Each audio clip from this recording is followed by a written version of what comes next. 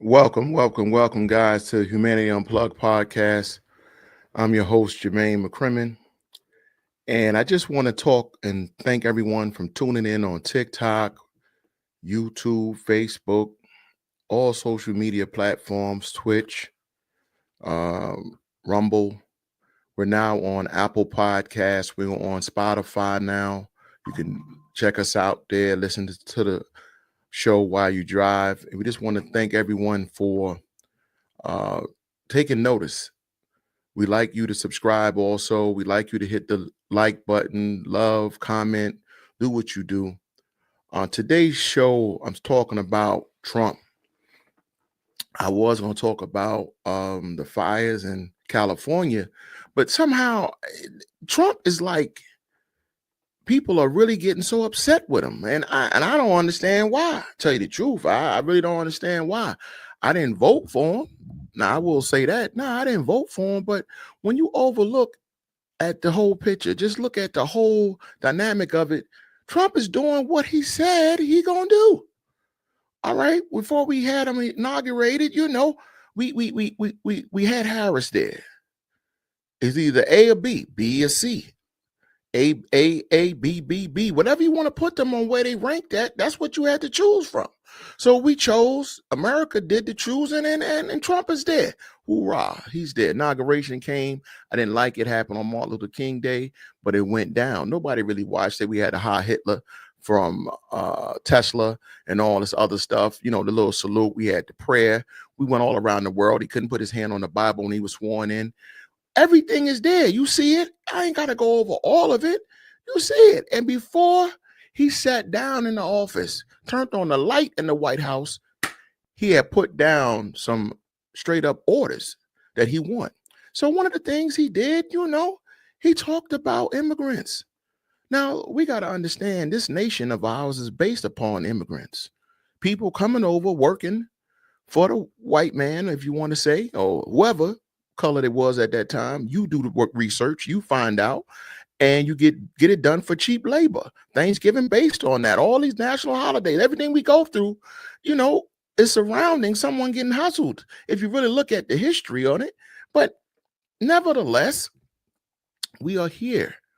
Immigrants are here. I don't know if people been paying attention. And when you travel and you go around the countries and you go to different states in the United States, and if you ever go to a cul-de-sac or construction out of town, you will see where it's people working. You have a few whites. You have a few blacks. You have a lot of Mexicans. For instance, just right here in North Carolina. I done been all around North Carolina. Construction all over. They fixing the street, Mexicans. They building up cul-de-sac, a Mexican. They doing all type of work in the Walmart, on the side of the road, sewer, cutting down trees. Majority of these jobs are Mexicans. And whether we know it or not, if you go on to the West Coast, Wyoming, Wisconsin, Minnesota, we go all over to Oklahoma, okay, Illinois. This is where our farms we have, I want to ask America a question. Who's picking the peaches? Huh? Hmm? Who's picking the apples? Huh? Hmm? Who's picking the oranges, the pecans, the peanuts, the grapes? You think American people doing that labor? Who's milking the cows? Huh? Hmm? Eggs are what? $12 a dozen? $10 a dozen? Tell me, people, who's doing this work?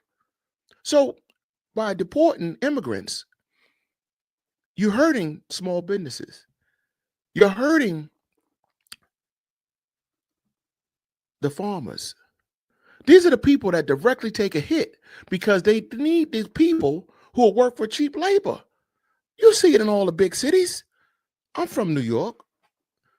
Let me put some people on game in New York.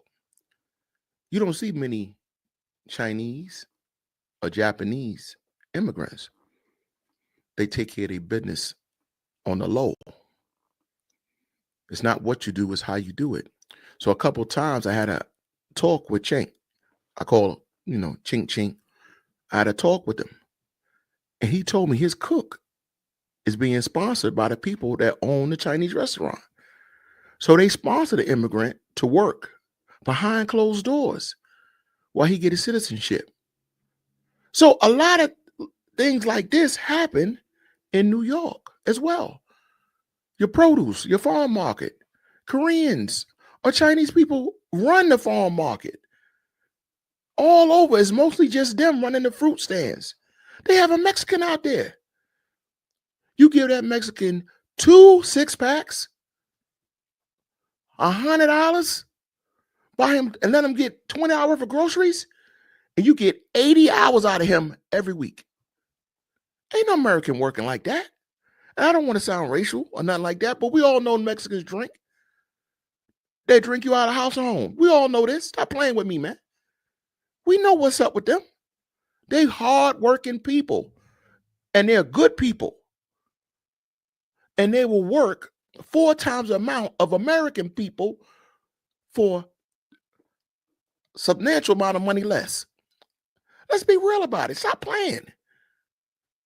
Stop playing. The roads are being built now. Mexicans are there. Yes, white people are there supervising them. Blacks are there supervising them. Jewish people are there supervising them. All nationalities are supervising them.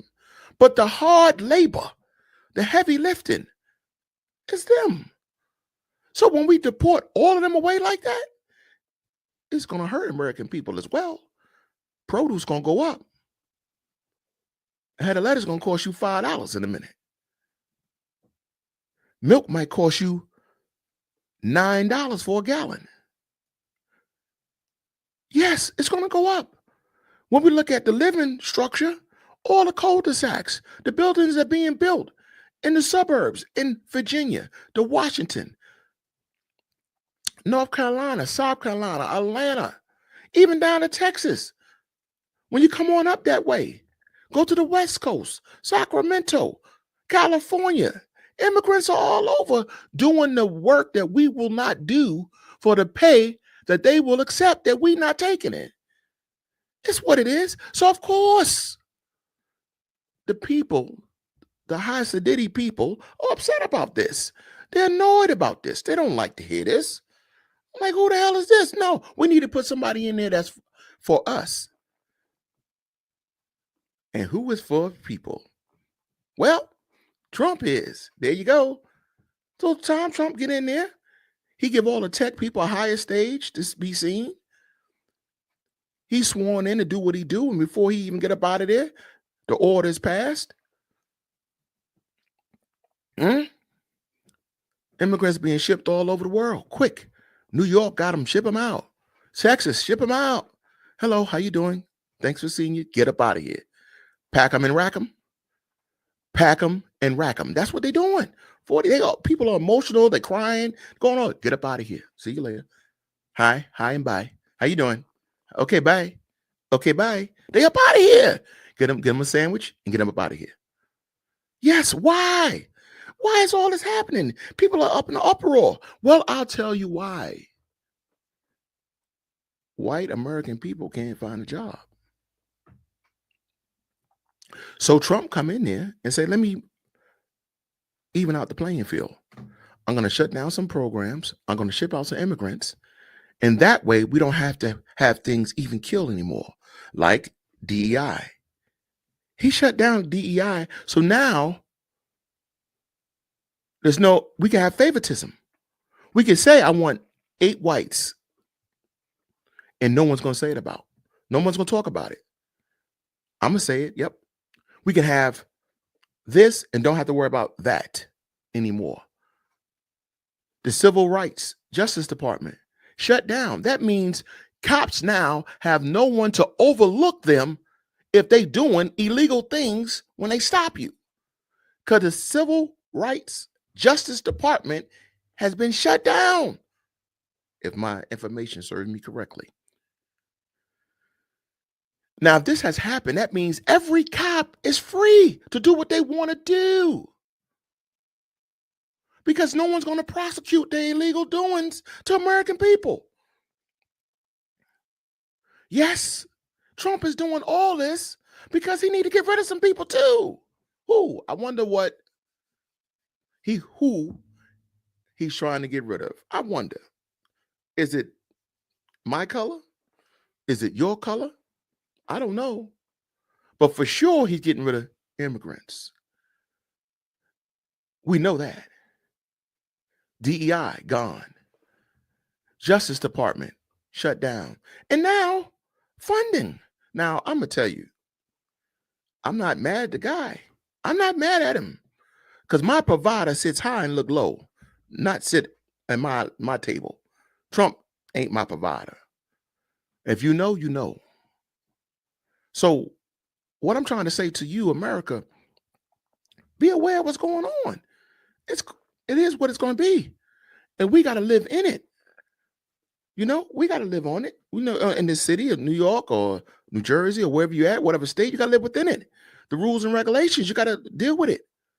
What if this turned to martial law and they shut down everything? Are you ready for that? You see all the programs being cut? He making people now with the program, the last program cut. I don't mean to be all over, but I got a lot on my mind.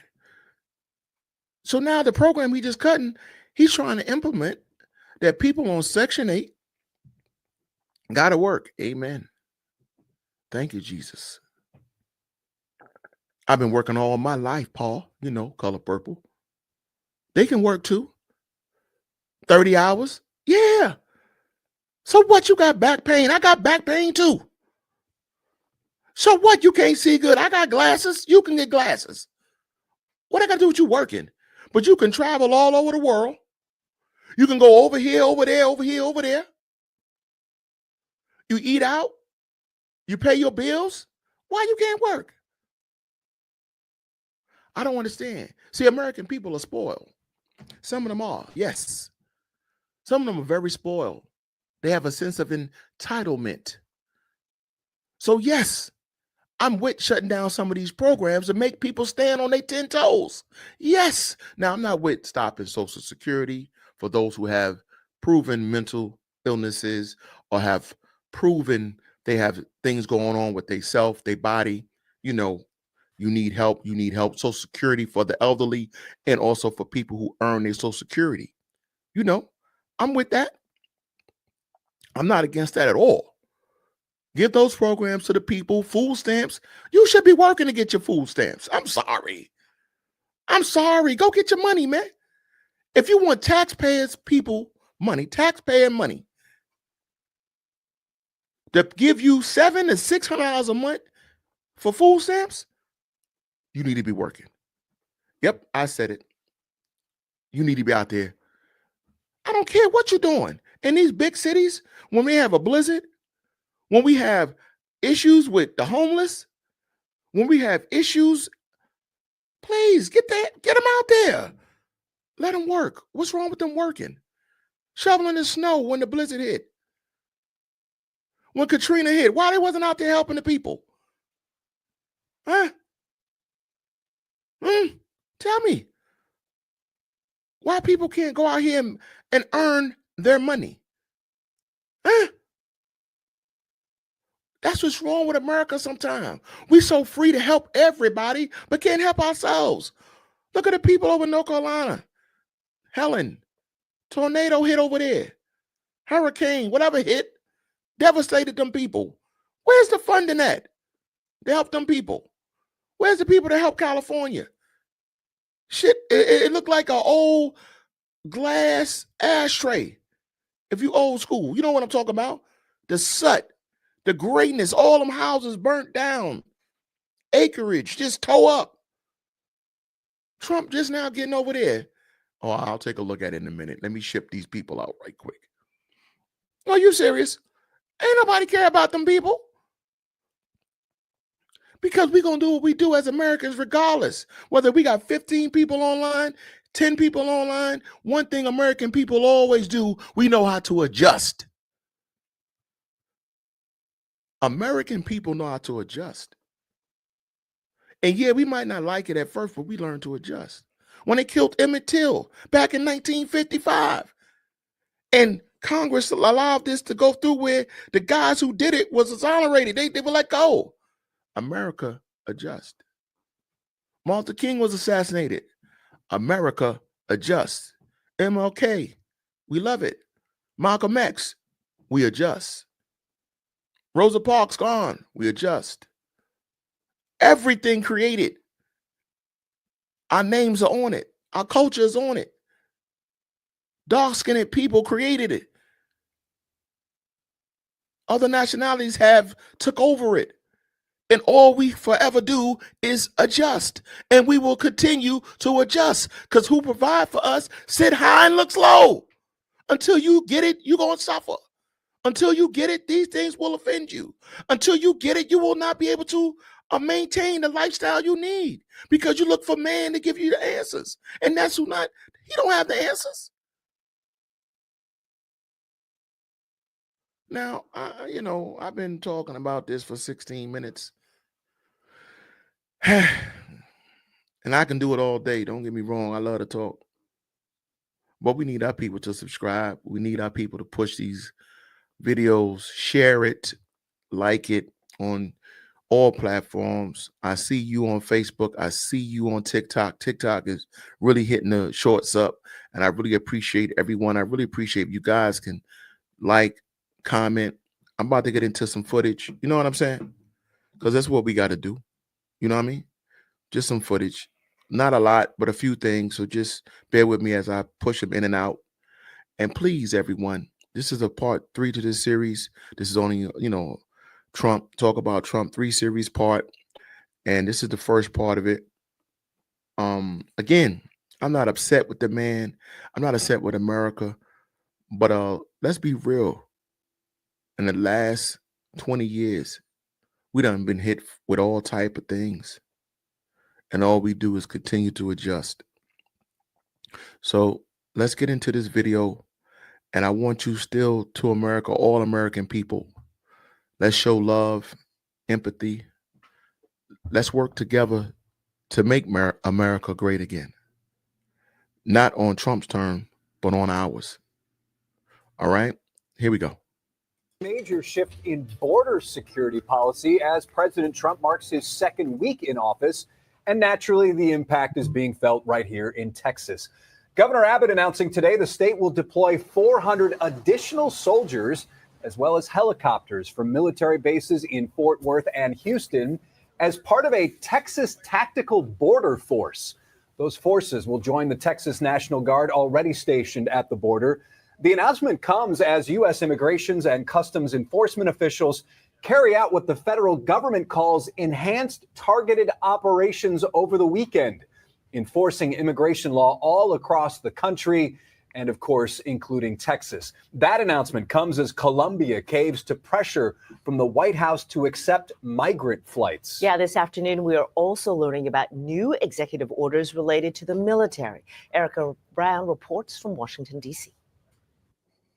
Secretary of Defense Pete Hegseth arrived at the Pentagon Monday for his first full day on the job and promised to move swiftly implementing President Trump's agenda. Our job is lethality and readiness and warfighting. We're going to hold people accountable. During his comments, Hegseth previewed some of the military-related executive orders President Trump is expected to sign. They include policies for transgender service members, a ban on several diversity, equity, and inclusion initiatives, and reinstating service members discharged for refusing to get the COVID vaccine. The president is also expected to sign an executive order building an Iron Dome missile defense shield for the United States, similar to Israel's Iron Dome shield. On the immigration front, President Trump is declaring victory after a weekend standoff with Colombia over return flights of undocumented migrants. The country's president initially said he wouldn't accept the flights, saying the U.S. cannot treat Colombian migrants as criminals. That prompted President Trump to threaten a travel ban on Colombian government officials and 25% tariffs on imported goods, increasing to 50% in a week. Colombia threatened tariffs of its own, but ultimately backed down. sends a message to other countries that the president means what he says and that he is going to deliver punishment if countries don't cooperate. With immigration crackdown operations ramping up across the country, Immigration and Customs Enforcement reported nearly 1,000 arrests Sunday. Erica Brown, CBS News, Washington. Well, people, as you see, Trump is not playing. And I have no problem with what he's doing, technically. I mean, we got to understand that Trump is here to make sure he follow out with what he said he gonna do. So if we know that's what Trump gonna do, you know what I'm saying? After he said it, we got to understand that's what it's gonna be, right? All right, well, let's talk about something else. Here we go. Donald Trump's reckless action cut off funding to law enforcement, farmers, schools, childcare, veterans, and healthcare. While he was out golfing, he threw the country into crisis. This is not bold. It's not leadership. It's stupid, buffoonish, childish of exactly what they did. Childcare providers across the state, law enforcement, our prisons, things that we count on, individuals on Medicare, things that we know matter to people's lives. And I want to be very clear about this. Minnesota is a state that pays far more into the federal government than we get back. Those are our dollars that he is stealing unconstitutionally. Congress, as I served, as Attorney General Ellison served, appropriates the dollars. This is so far beyond the pale to try and pull these dollars back. And the real thing about this was he has no idea. I understand this. Donald Trump has no idea the implications on this. The folks who did it very well know. This is right out of those 900 pages in their Project 2025 to undermine this country. It will not stand. It cannot stand. And I have asked our members of Congress. I've spoken with Senator Klobuchar and Smith. I've spoken with Representatives McCollum and Craig, left messages for our other members to get on this. I have heard nothing other than Representative Emmer saying he 100% agrees with this, and this is what the American public voted for. Not a mandate to defund the YMCA, to cut funding to hospitals, to cut funding to law enforcement. Never again will the Minnesota press ever write a story about law enforcement funding without adding that Tom Emmer cut funding to police in what he supported in this. It's an outrageous power grab. It undermines Minnesotans. And I want to tell you, we are here to do all we can to protect Minnesotans, but I cannot promise you that we can make up the nearly $2 billion a month of our money that is being held illegally by the Trump administration. Dollars that make a difference in the things that we do. I would suggest that Representative Emmer stand up for the Constitution, stand up for the House of Representatives, be more concerned about helping Minnesotans than flying on Air Force One next to the president, and get this work done that needs to be done. We will do everything in our power to make sure we can fill the hole. I continue to say that to folks. MMB, our folks that are there, our agencies, the Attorney General's office, organizations and nonprofits across the state. Most folks were up all night last night as we dealt with this being thrown on there with no guidance. I know you have a lot of questions. I have a lot of questions because not one damn person thought this through. I'm hearing within the last few minutes, oh, no, the Medicare thing was just a fluke. It's unrelated to this. That is bullshit. There is absolutely no way they didn't know exactly what they were doing. We were trying to submit a $350 million reimbursement to make sure that our finances, which, by the way, we pay our bills. I pay my bills. We balance the budget in this state. I balance my budget. We couldn't submit that because of what they did. That is reckless. It's putting our credit rating in our good standing. It doesn't surprise me because this is a guy who never paid his bills, never ran a business that worked. This is not Trump stakes. This is the state of Minnesota and its people's lives. These are children in there expecting to come here, parents expecting to put them there, and now to be put at risk over this just reckless proposal or whatever this is. It was not even well thought out. But again, the folks behind it, they know what they're doing. So my words on this are going to be simple to the Trump administration. We'll see you in court. Now, that's my guy. You know, he was talking, letting you know what's going on, what he going to tolerate, what he not going to tolerate, you know, and that's what we need to understand. We need to make sure that you see what it is and you move forward and how to handle it. We can't keep acting like, you know, it's okay and we're not going to address it. So he's going to address it. Here's our last video, guys. this past week, raising eyebrows for weighing in on the impact of immigration in Europe. So here's what he said during his news conference with Theresa May on Friday. I think they better watch themselves because you are changing culture. You are changing a lot of things. You're changing security. Look at what's happening. I mean, you take a look. Look at what's happening to different countries that never had difficulty, never had problems. But I do not think it's good for Europe, and I don't think it's good for our country. We're, as you know, far superior to anything that's happened before, but we have very bad immigration laws. Joining me now on set, Howell Raines, former executive editor at the New York Times and MSNBC contributor, and from Texas, Roland Martin, host at TV One and soon to launch his new daily digital show, Roland Martin Unfiltered. We'll look forward to that. So, gentlemen, Please, welcome guys, to you pay both, close and Howell, back attention here to to this, broadcast this hour. Starting with skit you right here, here. given your position Pretty previously cool. as the London bureau chief, I'm curious how you think European leaders are interpreting that remark from the president. They're appalled. I don't have much to add to that. Yeah, I'm sorry. I was about to say, appalled actually can, wrap that up pretty simply. Roland, how about you? Reading into these comments and the timing of them, what do you think?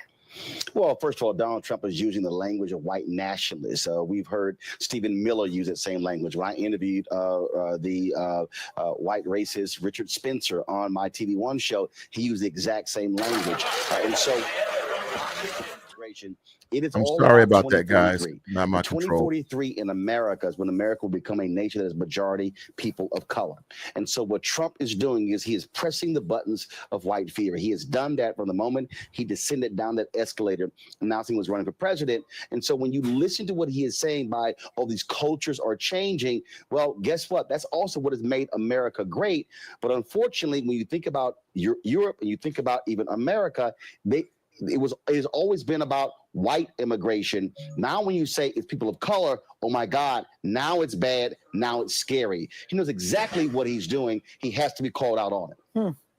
Gentlemen, I want to turn to a topic that has resurfaced in the news, and I'll begin with you, Howell, on this, that the Justice Department this past week has reopened the investigation into the case of the murder of Emmett Till. It's based on new information. I know that you wrote a book about the civil rights movement. So what do you, first of all, make of this move by the Justice Department? Well, I agree with the author of the book that revealed the perjured testimony in the Till case 50 years ago, that this is a cynical act by an attorney general, Jeff Sessions, who has from the start of his career, from the time he was a Montgomery, Alabama college student body president to this day, aligned himself with the most racist elements of the Democratic and Republican parties. So it's simply a move that for which he has no credibility and no excuse. The Till case in August of 55 and Rosa Parks standing up in December of 55 changed the life of everyone in the South. And Emmett Till changed my life, literally. One of our watchers today in New York, Grady Hutchinson, who is retired here, was the black housekeeper in my home. I was 12 years old, and she brought me the Jet magazine pictures of Emmett Till in his coffin, explained to me what it meant, and moreover told me that black people were being killed not only in Mississippi, but in Birmingham by the Klan and the police. Some of y'all never heard of a Jet magazine, but that used to be the bomb. When I was a younger kid, young whippersnapper, I used to look for the beauty of the week. Please comment if y'all know what I'm talking about. Let's go. So that case was a life-changing event for me, and I just think it's appalling that someone with no civil rights credentials like Jeff Sessions would try to dress up his image. It is extraordinary that the mother, Roland, I just want to remind viewers that that impression that's left here on Howell was intended to get there by Emmett Till's mother, that 14-year-old boy who was so brutally killed. She had an open casket there so that people could see exactly what was done to him. Right, and that's exactly what maybe Till Mobley did. And I was former executive editor of the Chicago Defender. Chicago Defender, along with Jet Magazine, published that photo of Emmett Till on their covers. And then when his body was exhumed, I actually republished it when I ran the paper because this generation needed to see it as well. And so, here's my take on Jeff Sessions. Do I appreciate the Department of Justice reopening this? Yes, but I can still be critical of every other action that he has taken. Also, the author of this book, what? I can't let him off the hook as well. He waited until he published this book to turn his notes over. Carolyn Bryant made these comments a long time ago, and I do believe I don't care how old she is, she should be held to task because her comments led to the murder, the assassination of Emmett Till. But the challenge to Jeff Sessions should be, you're reopening this case, but how about the fact by how he deliberately has said they're pulling back from investigating cases of police corruption today. You're looking at what is happening all across this country, and that's been a problem. He tried to pull out of the consent decree in Baltimore,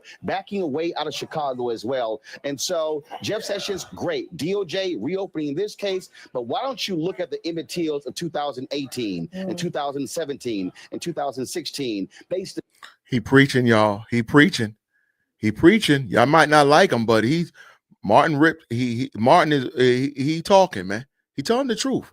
And we need to look into this. Like, why are we not looking at the current events of DOJ and civil rights movement of people getting, senseless murders by police?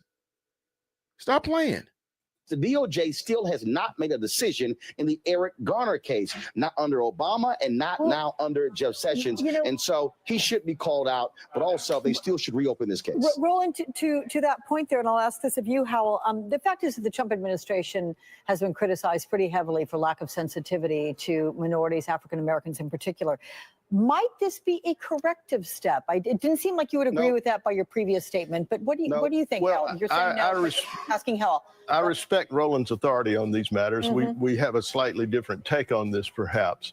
But the important thing is the infiltration of political influence into the justice system. While President Trump is entertaining the world with his odd behavior on the global stage, Jeff Sessions is taking the Justice Department in a racist, discriminatory direction in a range of cases, as Roland was indicating. Yeah, true. And they are investigating black activists, and they're pulling back on the investigation of white domestic terrorists. And so absolutely, this DOJ has a huge problem. They had one meeting with civil rights leaders, didn't really amount to anything. The president refuses to sit down with civil rights leaders, and he should. And we have a problem in America. Not only that, when you consistently have white Americans calling the cops on black people for cutting the grass, listening to yoga in their car, we have a problem here in this deal. I'm sorry, guys. I had to cut it. The video was pretty long, and I didn't want to go too long for my listeners and everyone. But as we see, it's not just on the top end, the low end, the middle. Trump is attacking everything, doing what he can do. And hey, as people, we have to understand what it is, and we just look to the hills that comes our help. Be prepared. When you know better, you do better. I'd like to thank everyone for tuning in. And please, again, share, talk to someone about it. Comment, like, subscribe. Thanks again, guys. This is part 1 of a 3 series. I see you in maybe a couple hours with another one. Let's keep